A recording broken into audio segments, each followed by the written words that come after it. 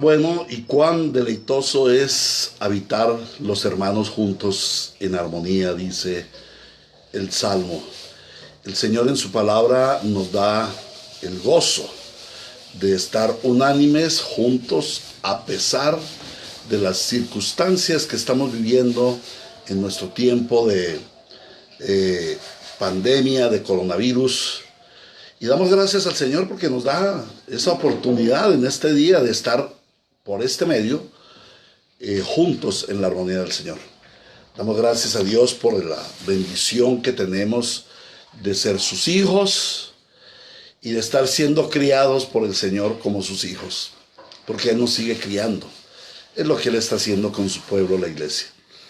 Mis amados hermanos, reciban un cordial saludo desde Medellín, desde la iglesia Ríos de Gracia y desde la iglesia Ríos de Agua Viva, comunidad Quichua en Medellín, para todos los hermanos que se añaden a esta serie de discipulado que el Señor nos ha permitido tener, el discipulado de paternidad bíblica, cómo ser padres conforme al modelo de Dios, al modelo que Dios nos ha dado en su palabra. Entonces, continuamos avanzando en este discipulado. Y vamos a comenzar con oración, vamos a comenzar orando, pidiendo al Señor que nos dé su luz, su guía, su verdad, que es su palabra, y que hoy podamos entender mediante el Espíritu Santo, por la obra del Espíritu Santo, podamos entender la palabra en nuestra mente, amarla en nuestro corazón, guardarla como un gran tesoro que debe ser usado en los momentos en que el Señor nos lleve a usar la palabra, y a ser puesta por obra prontamente, porque la palabra debe ser puesta por obra, porque no somos solamente oidores, sino hacedores. Que sea el Espíritu Santo por medio de su palabra, transformándonos más a la imagen de Cristo.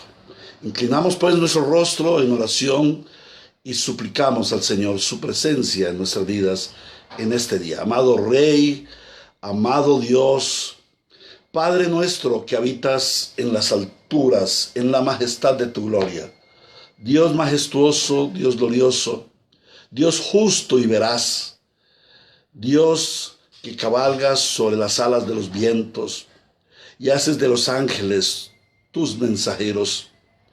Tú eres Dios todopoderoso, el creador de todo lo que existe, el que ordenó todo el universo conforme a tus perfectos propósitos, el Dios que es eterno, el Dios de ayer, de hoy y el Dios por los siglos de los siglos.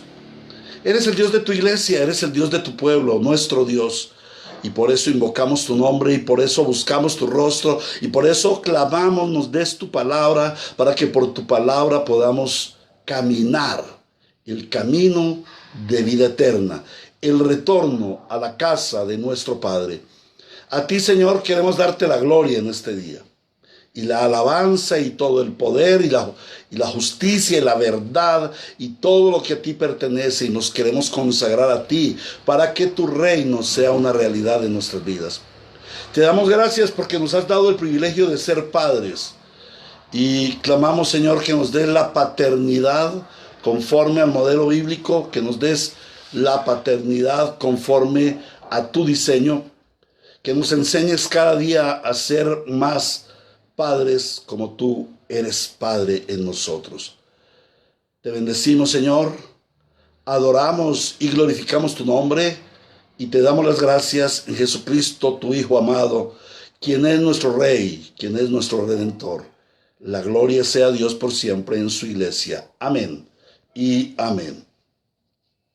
Muy bien, hermanos, retornamos a nuestra serie de estudios y recordamos que nuestro versículo lema es Efesios 6:4, que dice: y vosotros, padres, no provoquéis a ir a vuestros hijos, sino criadlos en la disciplina y en la amonestación del Señor.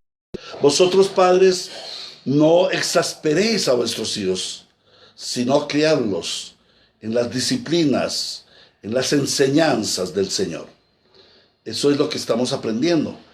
Y hemos venido ya trazando un segmento de nuestro modelo de paternidad bíblica en la acción paternal de Dios, cómo nosotros somos padres conforme a como Dios es padre. Entonces Dios es padre en su naturaleza, pero Dios también es padre en su acción. Y en su acción Él nos ha mostrado que es un Dios que establece orden en su hogar. Nosotros, como su pueblo, estamos bajo la acción de Dios, de que Él está estableciendo su reino en nosotros, está estableciendo su orden en nuestras vidas, porque nosotros somos su familia, somos sus hijos, somos su pueblo. Entonces Él está formando un pueblo, está criando un pueblo para su gloria, y para ello es menester que lo haga estableciendo su reino, estableciendo su poder sobre nosotros. Y la acción de nosotros como padres sobre nuestros hijos, nuestro santo deber, tu santo deber como padre, es establecer el reino de Dios en la vida de tus hijos. Y tu santo deber como hijo es ser dócil al establecimiento del reino de Dios en tu vida, y que aprendas a vivir bajo el reino de Dios. Ese es tu deber como hijo. Tu deber como hijo no es ser un buen estudiante, no es ser un niño muy juicioso, no es ser un niño muy cariñoso, o un buen deportista, o un buen trabajador, o un buen economista. No. Tu deber como hijo es someterte al señorío de Dios a través de la autoridad de tus padres, papá y mamá, los dos. Como lo he dicho, lo repito esta mañana, esta serie de enseñanzas, cuando me refiero al padre, a menos que diga el padre varón, el papá, cuando me refiero a los padres, al papá, a los papás, me estoy refiriendo a los dos, el esposo y la esposa, el padre y la madre, el varón y la mujer. Me refiero así. Entonces, tu deber como padre, madre, es el establecer el reino de Dios en tu hijo, en tus hijos. Y vuestro santo deber, hijos, es exponerte. Tu santo deber como hijo es ser dócil a la obra de tus padres de establecer el reino de Dios en tu vida. Entonces ese es como el centro de lo que nosotros estamos haciendo. Nuestro deber como padres es hacer que nuestros hijos sean súbditos del reino, que sean fieles, que sean leales, que sean obedientes, que sean amorosos a nuestro Padre. Una de las características importantes que hemos visto en esta serie de estudios es que nuestro Padre, en el ejercicio de su paternidad, establece límites, pone normas en sus hijos. Nuestro Padre nos ha dado normas de vida. Nosotros como cristianos no somos animalitos desperdigados que agarramos para donde queremos y hacemos lo que queremos. No, Señor. Nosotros como hijos del Dios Altísimo tenemos una normatividad de vida. Tenemos límites. Dios ha establecido límites. Y muchas personas piensan que esos límites son perjudiciales, que esos límites quitan, coartan la libertad del ser. Y es lo más falso que hay. Esto es un falso argumento. Los límites no quitan la libertad, no coartan la libertad del Hijo de Dios. Al contrario, los límites, las normas, son los que nos dan la verdadera libertad. Porque las normas de Dios son verdad. La palabra de Dios dice: y conoceréis la verdad, y la verdad os hará libres. Las normas de Dios son la verdad porque son la palabra de Dios. Dios las emite a través de su palabra. Y la palabra de Dios nos dice: la verdad os hará libres. La verdad os hará libres. Y conoceréis la verdad, y la verdad os hará libres. Pero también el Señor dice: tu palabra es la verdad, santifícalos en tu palabra es la verdad. Entonces el Señor nos pone leyes, nos pone normas, establece límites para nuestro beneficio, para nuestra bendición, para nuestra verdadera libertad. Y como hombres nosotros también debemos establecer límites, como padres debemos establecer límites y poner normas en nuestro hogar. Es el ejemplo de Dios nuestro Padre. Si Dios nuestro Padre ordena su hogar, enseña a sus hijos a través de este medio de establecer límites, de poner orden, de implantar normas en el hogar, nosotros como hijos de Dios también debemos hacerlo para con nuestros hijos, para nuestro hogar. Pero la diferencia está en que Dios en su normatividad no falla. En cambio nosotros sí fallamos cuando nosotros establecemos normas en el hogar. Cuando nosotros somos los que establecemos la norma en el hogar, nosotros fallamos. Porque nosotros no tenemos la perfección, porque nosotros no tenemos la absoluta autoridad moral. Y en esa falencia resulta que nosotros hacemos de las normatividades que imponemos, normatividades fluctuantes. A veces sí y a veces no. Entonces las normatividades que salen de nuestro corazón, de nuestra mente, de nuestro raciocinio, son normatividades que se convierten en fluctuantes. ¿Y por qué se convierten en fluctuantes? Por conveniencia. A veces nos conviene no aplicar la norma. A veces nos conviene no establecer los límites. En otras ocasiones, por circunstancias. Entonces nosotros establecemos una norma y dada cierta circunstancia, esa norma deja de ser efectiva, no la imponemos. O también por la incapacidad de hacerla cumplir. A veces las normas, los establecimientos no se cumplen porque tenemos la incapacidad para cumplirlas y hacerlas cumplir. Y voy a poner algunos ejemplos. Vamos a imponer una disciplina, digamos, una disciplina de oración en nuestro hogar. Entonces el padre dice, de ahora en adelante vamos a implantar una disciplina de oración todos los días a las 8:30 de la noche. Nos reunimos como familia y vamos a hacer nuestro devocional familiar. Vamos a levantar nuestro altar al Señor, vamos a adorar, vamos a orar, vamos a interceder, vamos a meditar en la palabra de Dios. Pero entonces resulta que llevamos 3 días y la norma se está cumpliendo, pero en el cuarto día, 8:30 de la noche, y nos llega una llamada importante. Sea del trabajo, sea de mi mamá, sea de un familiar, sea de una persona muy lejana, un negocio, y entonces 8:30 y nosotros contestamos el teléfono. Y duramos ahí media hora y el devocional familiar pasó porque los niños empezaron a dormir, la mamá está cansada, ya es hora de ver la novela, las noticias o el partido, lo que sea, que es nuestra costumbre. Y entonces este devocional ese día no se hizo. Y pasa el otro día y como ayer no se hizo, hoy no se hace, mañana no se hace y pasado mañana no se hace. Y se perdió esa normatividad. ¿Por qué? Porque es una normatividad salida, emanada de mi corazón, sin oración, sin consagración. Entonces estamos dando normas fallidas y normas fluctuantes. Por esa razón, a veces nuestras disciplinas, nuestras normas y nuestros límites se rompen. Por ejemplo, por conveniencia, nosotros decimos a nuestros hijos, bueno, la entrada a la casa es a las 9 de la noche, 10 de la noche, ustedes pueden ir a jugar, estar con sus amiguitos, hacer sus tareas, pero a las 10 de la noche ya deben estar en casita y vamos a orar y acostarnos a dormir. Pero resulta que un día hubo una fiesta familiar y nosotros mismos llegamos tarde o estábamos en un lugar y se nos varó el carro y llegamos a las 10:30 de la noche y se rompió esta normatividad. Entonces, en nuestras normatividades somos fluctuantes.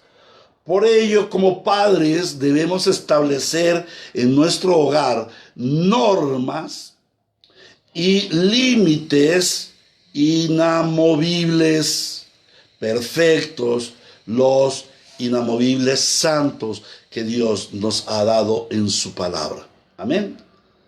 A veces nosotros exageramos en nuestras normatividades y en nuestros límites, pero solamente llevados de la razón o del corazón, de las emociones. Pero no debe ser así.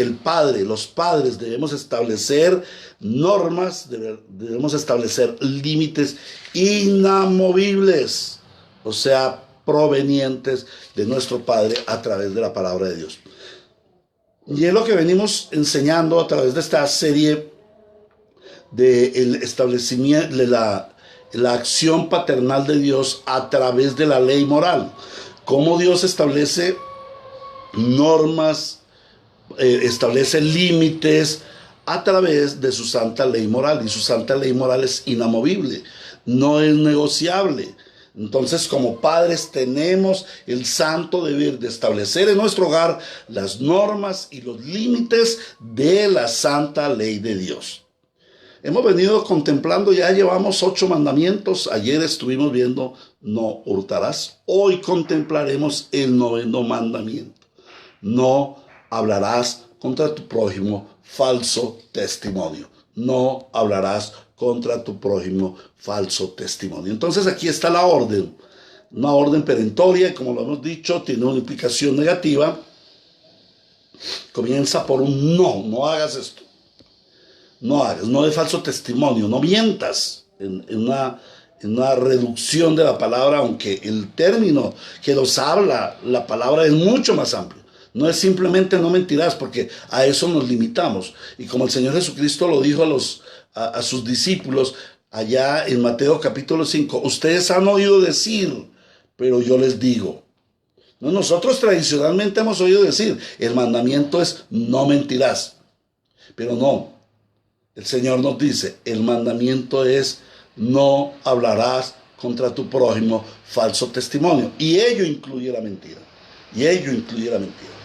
Entonces, ¿qué es lo que el Señor nos está diciendo? Bueno, el Señor nos ordena, no mentirás. ¿Cuál es la parte la parte positiva? La implicación, no solamente no mentir. Porque a veces nosotros no mentimos, pero callamos. Y es ser partícipes de una mentira. Cómplices de un pecado, de un delito.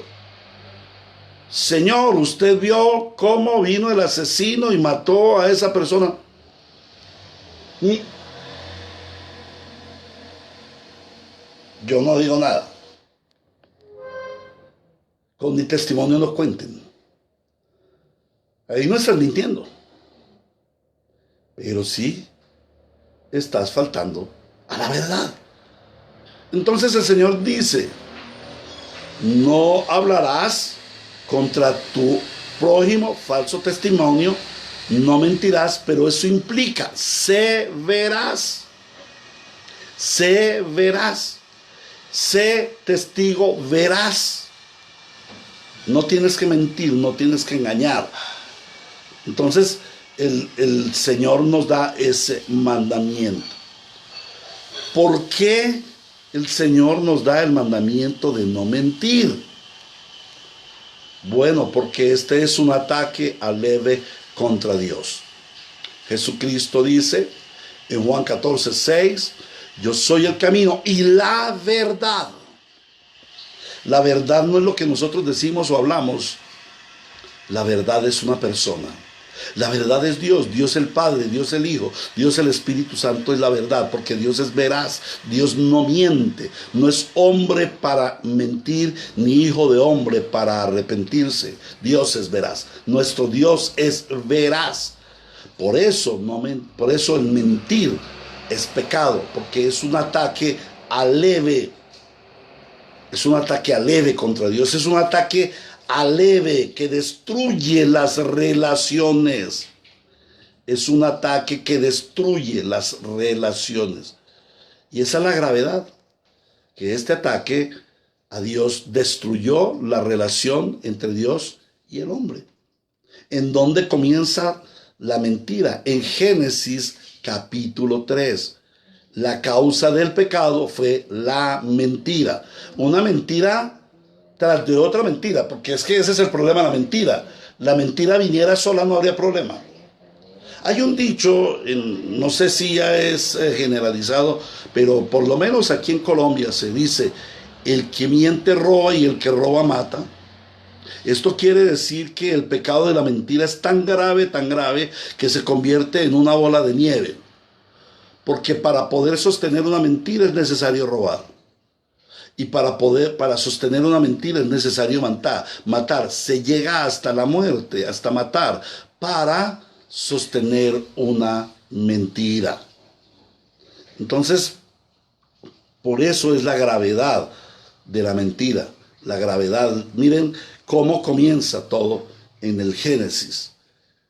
La serpiente, que era la más astuta de todos los animales del huerto, se acerca a la mujer y le dice, con que Dios te dijo, no coman de ningún árbol del huerto. ¿Cómo atrapa la serpiente a la mujer, a nuestra madre Eva? ¿Cómo la atrapa?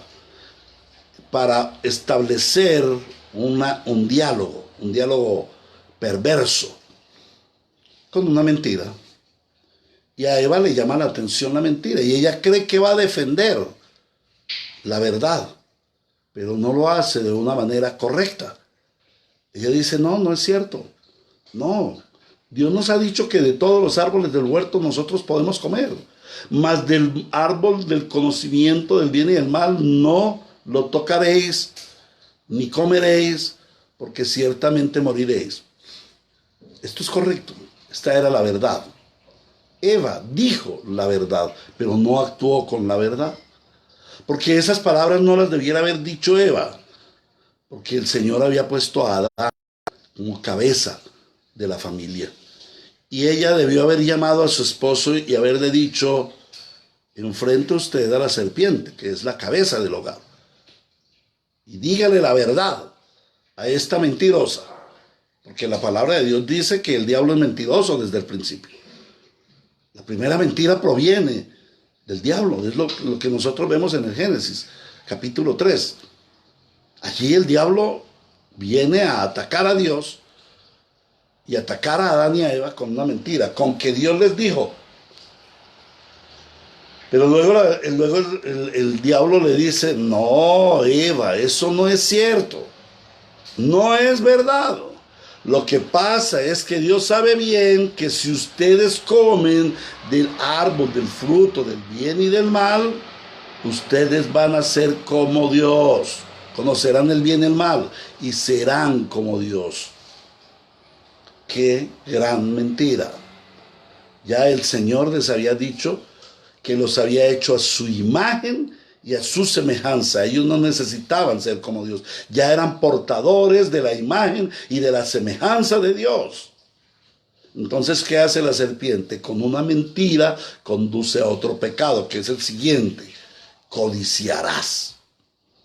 Miente y conduce a la codicia. Entonces ven, y la codicia condujo a la muerte.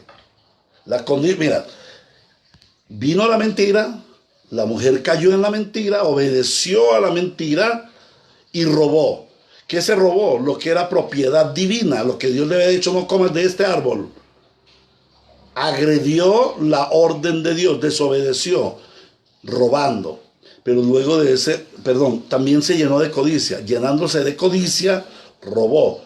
Y al robar, vino la muerte. Entonces la mentira, cuán grave es. Y por esto el Señor quiere prevenir a sus hijos. No mientan, porque es que la mentira trae consecuencias gravísimas. Trae otras consecuencias. Trae destrucción. Trae destrucción. Y fue precisamente eso lo que hizo la mentira. Destruir la relación entre Dios y nuestros primeros padres. Entonces aquí ahora vemos la gravedad de nuestro pecado. Ahora vamos a mirar cómo es la frecuencia de nuestro pecado. ¿Qué frecuencia le damos al pecado de mentir? Hermanos, quizás es el pecado más frecuente que cometemos. Quizás es el pecado más frecuente que cometemos. El Señor habla mucho acerca de ese pecado. Pero quiero leerles algo en Santiago, capítulo 3. En la epístola de Santiago, en el capítulo 3 y vamos a leer los versículos 3 al 6. Dice así el Señor: He aquí, nosotros ponemos freno en la boca de los caballos para que nos obedezcan, y dirigimos así todo su cuerpo. Mirad también las naves, aunque tan grandes y llevadas de impetuosos vientos, son gobernadas con un muy pequeño timón por donde el que las gobierna quiere. Así también, la lengua es un miembro pequeño, pero se jacta de grandes cosas. He aquí cuán grande bosque enciende un pequeño fuego, y la lengua es un fuego. Y la lengua es un fuego, un mundo de maldad. La lengua está puesta entre nuestros miembros y contamina todo el cuerpo e inflama la rueda de la creación, y ella misma es inflamada por el infierno. ¿A qué se está refiriendo el Señor? ¿A nuestra lengua como miembro? No, nuestra lengua en sí no hace nada. Pues tiene oficios como las papilas gustativas, el ayudar en el tragar, en fin. Pero cuando el Señor aquí se refiere a la lengua es a nuestra expresión, a lo que nosotros decimos. Pero ¿está hablando de todo lo que expresamos o se está refiriendo a ese veneno que hay cuando usamos nuestra expresión como un medio de pecado, como un medio de mentira? El Señor no está hablando de nuestras expresiones santas, no está hablando de nuestras oraciones. El Señor aquí no está hablando de la bondad de nuestros pensamientos expresados. Él está hablando de la maldad de nuestros sentimientos y pensamientos expresados con maldad, que nacen de un corazón todavía contaminado por el pecado. Entonces el Señor nos advierte que es algo que está frecuente en nuestros corazones y nos conduce frecuentemente a pecar, a decir mentiras. Mentir es fácil, hermanos. Mentir es fácil. Cuán rápidamente encendemos un fuego, dice el Señor. Mentimos tan fácilmente, tan rápidamente, que ni nos damos cuenta ya. Y peor aún, en esta sociedad moderna, en donde se ha enseñado, en donde la norma es mentir. Nos mienten los medios de comunicación, hoy en día nos mienten las redes, nos mienten los gobernantes, nos mienten los pastores. Los pastores nos mienten. Y es un pecado del cual tenemos que arrepentirnos. ¿Cuánto mienten los pastores que no estudian la palabra de Dios para enseñarla a la grey de Dios? Sino que traen mentiras, mensajes que Dios no ha dado. Por eso el Señor advierte, habrá falsos, mentirosos. Porque la mentira es falsedad, es engaño. Entonces vendrán engañadores, falsos maestros, falsos pastores, falsos cristos, falsos maestros, falsos profetas, falsos apóstoles que pululan hoy en día. Hermanos, en la iglesia se está mintiendo y es un pecado grave delante del Señor, porque de lo que se está mintiendo es del mensaje de Dios. Los pastores enseñamos a mentir y el pueblo de Dios miente. ¿Cuántas veces tenemos que inventar una mentira para justificar un pecado? Así puede ser algo que nos parezca pequeño, pero es que el Señor dice que ese miembro pequeño conduce a la destrucción. Ese miembro tan pequeño inflama un infierno de fuego. De esa manera lo trata el Señor aquí en Santiago, capítulo 3, versículos 3 al 6. Y me impacta porque es lo que nosotros vivimos con la mentira. Porque es tan fácil mentir. Es tan fácil mentir. Una llamada que no quiero recibir, diga que no estoy. Un cobrador que viene a casa, diga que no estoy. Tienes el dinero para pagar una deuda, pero viene el cobrador y dice, le pago mañana. Dígale que no estoy. Ay, qué pena, es que no tengo plata. Hermano, tú me dijiste que hoy me dabas el dinero, o me devolvías el libro, o me devolvías el CD que te presté, o la memoria que te presté, como lo hablábamos ayer. Ay, hermano, se me olvidó. Y yo lo iba a traer, te lo juro, yo lo iba a traer. Y se me quedó en la casa. No, ahí está encimita de la mesa, ahí lo dejé. Con tanta facilidad mentimos. Sacamos excusas. ¿Por qué? Porque la mentira es un recurso para excusas, es un recurso de salida. El hijo viene y nos dice, papá, en el colegio me pidieron una maqueta. Ahorita no tengo plata. ¿De dónde voy a sacar? Mentiras. Para comprarse sus cosas y para comprarle los lujitos al carro si tienes, o tu vestido de gusto, si tienes, pero para la tarea de tu hijo quizás no tienes. Y es tan fácil decir no tengo plata, es que no tengo plata, es que no tengo. Y así estamos mintiendo con tal frecuencia, porque la mentira es un recurso de salida. Ahora, la mentira también es provechosa. La mentira también es provechosa. Porque cuántas personas han formado capitales con mentiras. Nomás hablaba ayer de la famosa pirámide. Pastores que formaron pirámides y se metieron en el negocio. Algunos fueron a parar a la cárcel. Y fue un negocio a base de ¿qué? De mentiras, de engaños. La mentira es provechosa. La mentira es provechosa porque nos lleva a obtener las cosas que mediante la verdad no podríamos sostener. Por ejemplo, cuando lo llaman a uno para llenar un formulario para tal o cual cosa. Miremos, por ejemplo, ahora lo que está sucediendo con la pandemia y los recursos que el gobierno ha determinado. No vamos a juzgar a los políticos, ya sabemos lo que está pasando, pero juzguémonos a nosotros mismos. Si pasan por nuestra casa, somos estrato 1, estrato 2. Tenemos mercadito suficiente en la alacena. El Señor nos ha provisto. Pero resulta que pasó el encuestador.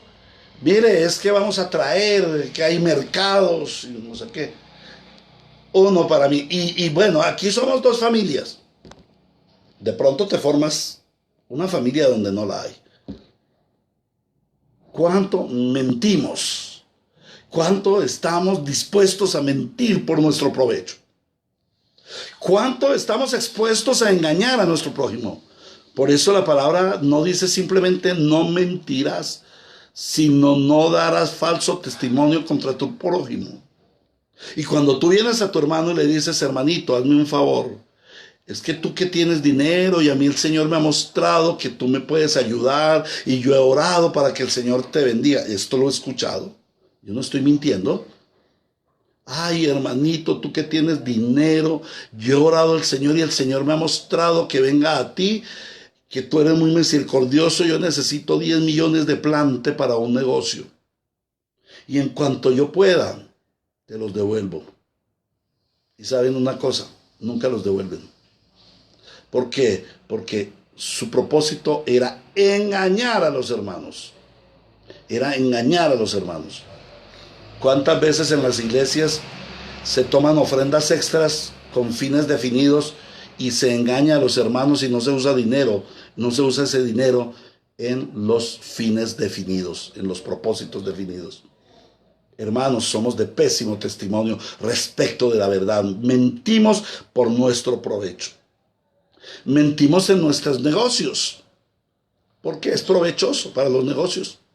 Vamos al banco, necesitamos un préstamo e inflamos nuestra capacidad de endeudamiento.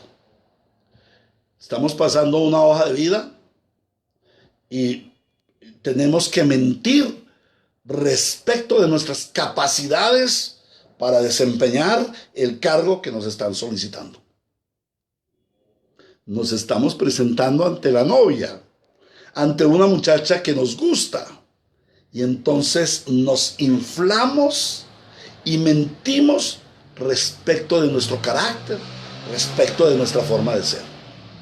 Escondemos nuestros defectos e inflamos nuestras virtudes. ¿Cierto que sí? Estamos mintiendo, hermanos. No somos veraces. Por eso muchas personas, después de que ya están en una relación firme, empiezan a descubrir el pasado de ese personaje, hombre o mujer, y entonces ya empiezan a desinflarse, porque la persona mostró otra cara, mintió, dio un falso testimonio. Ahora, otra frecuencia en el mentir. Para nosotros el mentir se convierte en una protección supuesta. Mentimos para protegernos. Es que vamos a mentirle a nuestro hijo para guardarlo, para protegerlo. O vamos a esconderle la verdad para que no sepa. Ay, es que si le decimos esta verdad a mi mamita, se nos muere. Entonces callemos. O digamos una mentira. ¿Cuántas veces llamamos a esas mentiras piadosas? Por ejemplo, a un hijo le dictaminaron cáncer o se murió. Y la mamá en el lecho enferma. Ay, ¿qué pasó con Luisito? No, mami, él tuvo que viajar a Estados Unidos por un negocio. No le digamos la verdad a la mamá porque se nos muere. Hermanos, una supuesta protección. No hay peor cosa que uno conocer la verdad cuando le han mentido y saber que le mintieron. Se siente uno traicionado. ¿Saben cómo se sintió Dios cuando el hombre mintió y pecó? La palabra de Dios dice que le dolió en su corazón. Le dolió en su corazón en gran manera, al punto que determinó: destruiré al hombre y a los animales de la tierra. Tremendo, hermanos, hasta dónde nos puede llevar la mentira. Entonces creemos que mentir piadosamente, mentiritas piadosas son buenas, pero también mentimos para destruir. Mentimos para destruir. Hermanos, a veces a mí me da asquerosidad lo que veo en las redes, en el Facebook, que es el medio que generalmente veo. No he querido meterme en otros porque con el Facebook ya tengo suficiente contaminación. Pero hermanos, la forma como caemos tan vilmente, de una manera facilita, participando de los pecados ajenos. Y se lo voy a poner con solamente dos ejemplos. Un ejemplo, el ejemplo de la política. O bueno, posiblemente después de otro. El ejemplo de la política. Sabemos que nuestra nación está polarizada, que tiene dos polos bastante fuertes, que es la parte del gobierno actual, el centro democrático, y la imagen de Uribe, el famoso Uribe, el famoso expresidente Uribe. Pero por otro lado está la otra imagen, Petro, muy bien, el famoso Petro.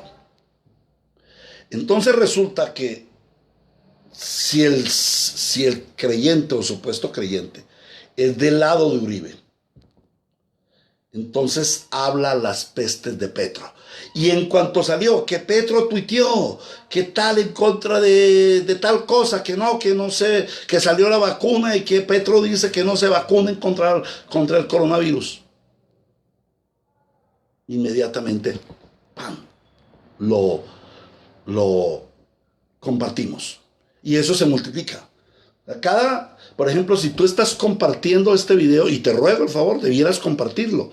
Este video, ojalá lo debieras compartir, porque esto es palabra de Dios y edifica a las personas. Y en cuanto más personas la vean, porque yo aquí por este lado, hasta 25 personas alcanzar. En este momento tenemos solamente 7 personas sintonizadas, o 7 aparatos sintonizados, fuera de los que están viendo en su familia. Entonces no estamos hablando de personas, sino 7 conectados.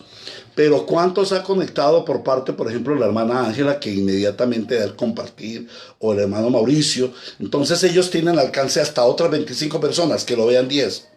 Más los 7 que nos estamos viendo aquí son 17. parte de la hermana Ángela, son 23 personas y así se va multiplicando. Pues bueno, así como se multiplica para la palabra de Dios, también se multiplica para la maldad. Y es así que se expande.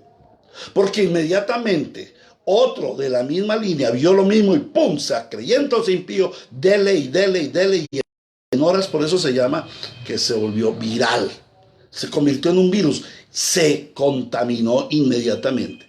Sea con Petro o sea con Uribe. ¿Y qué decir de los de Petro? Claro, los de Petro, hermanos cristianos petristas, no sé por qué, ellos ya tendrán su razón, pero hermanos cristianos petristas inmediatamente ven algo de Uribe y lo retuitean, como dicen, lo comparten e inmediatamente se vuelve una pandemia y le están quitando el honor a las personas. Ellos son corruptos, ellos tienen que rendir cuentas a Dios. Ellos hicieron lo que dicen ahí que están haciendo. Bueno, eso corresponde a Dios hacerles el juicio.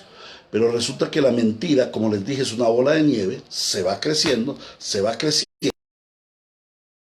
inflama, y entonces vienen los odios fraternales. Hermanos que no se hablan.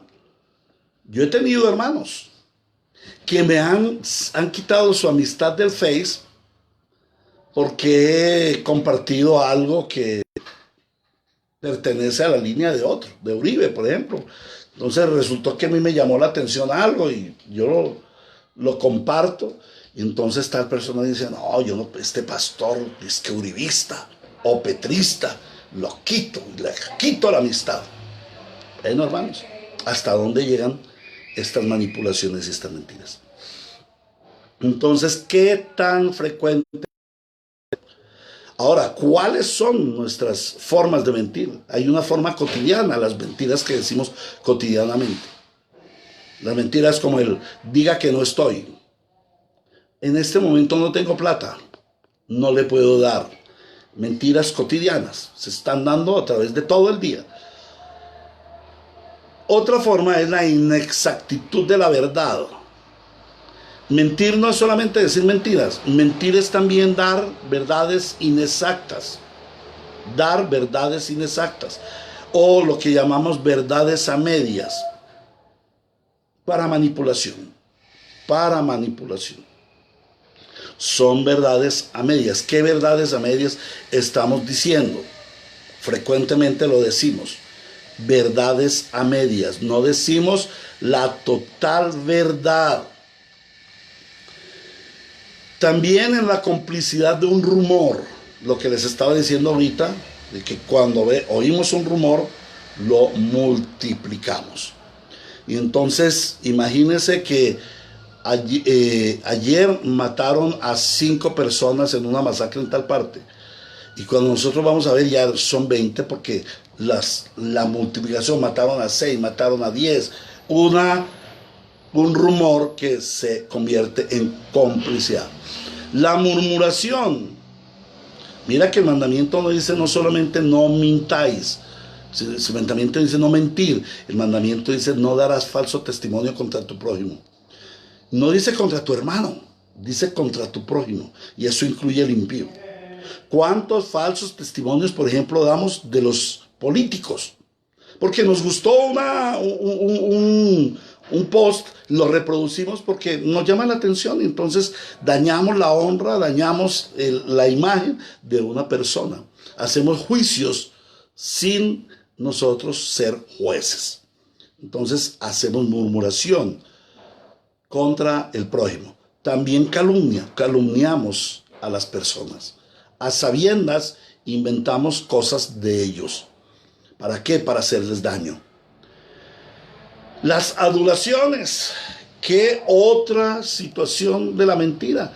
Las adulaciones. Somos aduladores.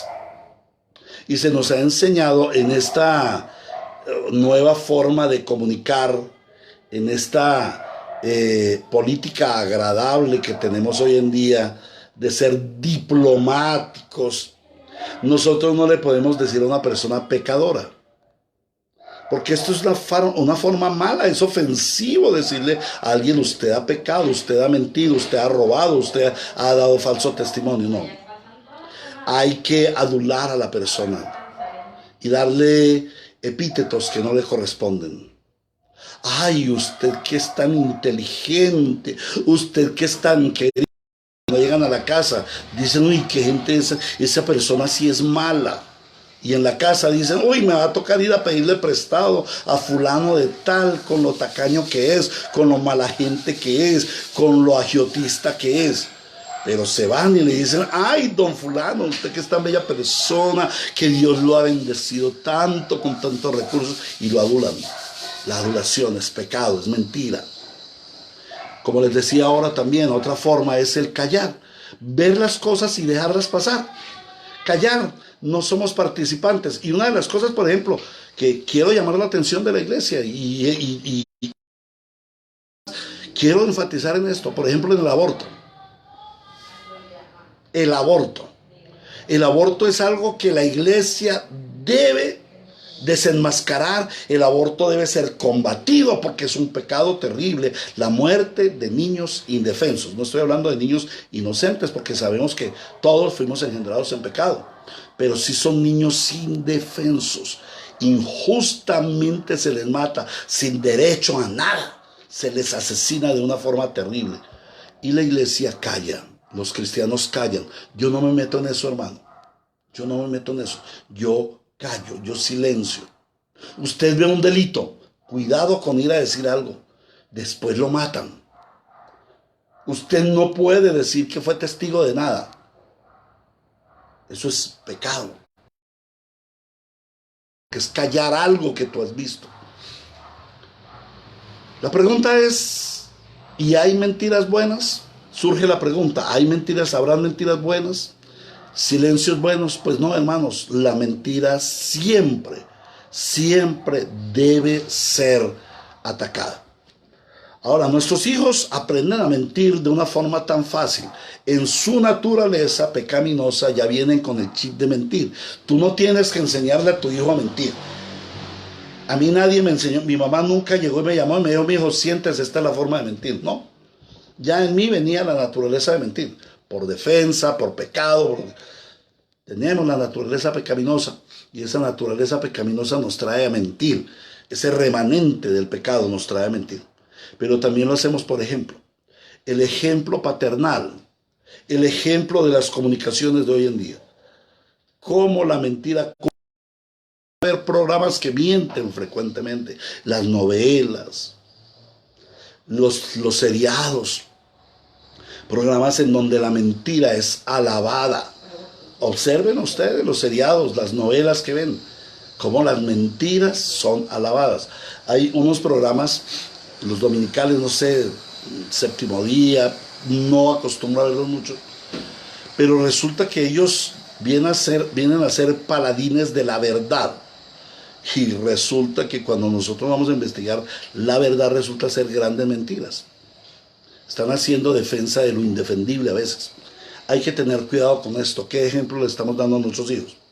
Y por instrucción, hay veces que sí nosotros les enseñamos a nuestros hijos a mentir. Realmente les enseñamos a mentir. Ahora, ¿cuál es la acción paternal en el establecimiento del mandamiento del Señor? ¿Cuál es la acción que debemos tener? ¿Cómo debemos formar a nuestros hijos? ¿Cómo debemos establecer límites? ¿Cómo debemos dictar normas de la verdad de nuestro hijo? Esto tiene dos vías. Primero, no mientas, pero también sé veraz. Entonces, para combatir el falso testimonio y la mentira en nuestro hogar, en nuestros hijos, debemos ser veraces, debemos establecer la verdad y debemos poner límites a la mentira y debemos frenar la mentira. Y Dios quisiera, y el Señor nos ayude, el Espíritu Santo nos sostenga para tener hogares en donde hay menos mentira cada día más. Entonces, ¿qué es lo que tenemos que hacer? Primer paso, hermanos. Establece la palabra, establece la verdad en tu hogar. Establece lo primero, establece la verdad en tu vida. En tu vida. Sé veraz. Empieza a ser veraz. Examínate en dónde estás mintiendo, cuáles son tus mentiras frecuentes y empieza a ser veraz. En segundo lugar, aplícala en tu hogar. Vívela en tu hogar.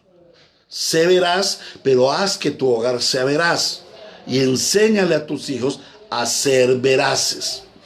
Sé ejemplar, cueste lo que cueste. Que nuestros hijos vean en nosotros que somos veraces, que no mentimos, que no les mentimos, que no les traemos a mentira, que les prohibimos la mentira. Bueno, en tercer lugar, arrepiéntete del pecado de la mentira. Porque saben una cosa, nosotros mentimos, pero no nos arrepentimos del pecado de la mentira. Yo digo delante de mis hijos, dígale que no estoy. Y mi hijo, claro, dice, no, él no está en este momento, llámelo después, y cuelga. Y resulta que inmediatamente, uy, yo pequé en la mentira, uy, Señor, Padre, perdóname por el pecado. Pero no llamamos a nuestro hijo, hijo, ven para acá. Yo acabo de enseñarte un pecado de mentira y yo te he impulsado a mentir. Te pido perdón porque yo te he agredido a ti. Es que cuando nosotros enseñamos a nuestros hijos a mentir, los estamos agrediendo. Estamos sembrando para su futuro de maldad. Perdóname, hijo. He pecado contra ti, he pecado contra Dios. Perdóneme por el pecado de mentira. Perdóname, esposa mía, porque te he ocultado la verdad. Te he mentido. Mi esposa me pregunta, ¿y cuánto ganó de salario? Ah, no. Como 400, no, eso no, yo ni me acuerdo, yo ni vi el saldo, mentiras. Y mi esposa se llega a dar cuenta, por A o por B motivo, cuál es el saldo. Y dice, pero ¿por qué me miente? Me está diciendo menos de la mitad de lo que tenemos en la cuenta. ¿Por qué me miente? Y es traicionada, se siente dolida. No, mija, es que estoy haciendo aquí un cajón, un ahorro. Eso no basta, ya ofendiste a tu esposa, ya la agrediste a Dios, mentiste. Debemos ser veraces, hermanos. A veces hasta para dar sorpresas de cumpleaños. Yo les he enseñado a mis hijos y a mi esposa, no me gustan las sorpresas, porque es que las sorpresas traen mentiras. Generalmente las sorpresitas están fundamentadas en mentiras. ¿Por qué no podemos hacer las cosas de frente? Hagamos las cosas de frente, honestamente. Seamos honestos. Arrepiéntete del pecado de la mentira. Ante tu esposa, ante tus hijos, ante la iglesia. Y a propósito, en cuanto yo haya llegado a mentir y tú te hayas dado cuenta, por favor házmelo saber, pastor, usted me mintió, usted nos mintió. Usted dijo una cosa que no dice la Biblia. Si tú te das cuenta, debes venir a mí y corregirme. Y no empezar a decir en el Facebook, el pastor Héctor es un mentiroso, si primero no ha venido a mí. En cuarto lugar, conduce a tus hijos a la verdad y solo a la verdad. Enséñales la verdad, la palabra de Dios. Fundamenta tu hogar en la palabra de Dios. No hay sino una sola verdad sobre el universo y se llama la Sagrada Escritura y se llama el Señor Jesucristo. Entonces debemos fundamentar a nuestros hijos desde el vientre de la mamá a escuchar la verdad, a vivir en la verdad y a ser veraces. Conduce a tus hijos a la verdad. Cuando tú veas a tu hijo que está proyectando una mentira o está diciendo una mentira, condúcela a la verdad. Hazle ver, aclárale la verdad. Quítale todo velo de mentira. Pero primero tiene que haber sido quitado de ti. Porque tu hijo inmediatamente va a decir, pero papá, tú también mientes. ¿Por qué me vienes a reclamar a mí si eso me lo enseñaste tú? Entonces por eso debemos conducir a nuestros hijos a la verdad si nosotros estamos en la verdad. Por eso debemos estudiar permanentemente la palabra y ser edificados en la palabra. En quinto lugar, demanda la verdad en tu hogar. Establécela como norma y pon los límites. Cuando veas mentira en la televisión, programas de mentiras, supuestos que dan en las noticias, apaga el televisor, cámbialo de canal, pon otro programa. Pásalo al sistema de videos donde puedes ver películas o programación, enseñanzas cristianas, predicaciones, discipulados y todo esto. Y en sexto lugar, corrige la mentira. Corrige la mentira. Endereza a tus hijos del pecado de la mentira. Corrígela con vara de corrección. Tú le enseñas a tu hijo a no mentir y le llevas por el proceso de corrección, el llamado de atención, también premios y deméritos, y luego sí viene la corrección con vara, haciéndole saber a tu hijo que ha pecado en el pecado de mentir. De esta manera podremos levantar hijos conforme a la voluntad de Dios, libres de la mentira. ¿A qué conclusión tenemos que llegar? Bueno, el mandamiento dice: no darás falso testimonio contra tu prójimo. No levantarás falso testimonio en tu vida contra otros. No mentirás. Sé veraz. Vive en la verdad. Ama la verdad. No vendas la verdad por nada del mundo. Que el Señor nos asista para ser padres veraces, correctos, honestos hacia nuestros hijos. Oremos, hermanos. Amado Dios y Padre nuestro, gracias te damos por este tiempo que nos das de estar en tu presencia y poder conocer la verdad que es tu palabra, y podernos ceñir a las que son las normas establecidas por ti, que son los límites establecidos por ti para gobernar nuestra casa, como tú gobiernas tu hogar, tu casa, tu familia, tu iglesia. Bendícenos, Señor, conduciéndonos siempre a la verdad, para que nosotros seamos ejemplo de verdad y de honestidad, y que seamos justos sobre la faz de la tierra, sin denigrar de nadie, sin hacer mal, sin hacer pecado en contra de nuestro prójimo, levantando falso testimonio que le perjudique. Enséñanos a ser veraces con nuestros hijos y a conducirles por la verdad, a ser testimonio de verdad. Enséñanos a arrepentirnos cuando pecamos. Enséñanos a enseñar a nuestros hijos a arrepentirse cuando pecan diciendo mentira. Padre, gracias, Señor, porque en este pecado tan constante tú nos vas a llevar y nos vas a transformar, corrigiéndonos para que a ti, solamente a ti, sea la gloria, el honor y la alabanza en el cumplimiento de toda la verdad, porque tú eres la verdad. Bendito seas por siempre, Señor. Gracias por tu palabra en Cristo Jesús. Amén y amén. Muy bien, a los hermanos que nos han visto: Jorge Alex, don Medardo Polo, que nos está viendo, bienvenido. A nuestro hermano Mauro, a toda la familia que nos está viendo, a nuestra hermana Dilma, a la hermana Angelita, a los hermanos que nos ven en diferido. Un saludo muy especial en San Pedro Sucre, a unos hermanos que reportaron sintonía, a nuestra hermana Isabel y a su hijo. Dios los bendiga y que se sigan edificando a través de la palabra de Dios, sigan siendo edificados a través de la palabra de Dios. A nuestros hermanos, a John Jairo, a John, mi amigo querido, un saludito desde aquí, desde Robledo. A todos nuestros hermanos, a nuestra hermana Carla y Piero, que nos ven también en diferido, a nuestro hermano Juan Darío Hidalgo y su esposa, su hijo. Muchas bendiciones.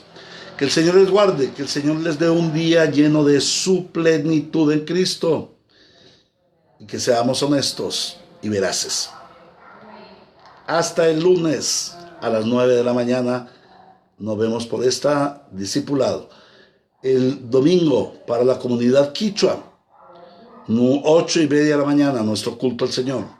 El domingo para la iglesia Ríos de Gracia, 10:30 de la mañana, nuestro culto al Señor.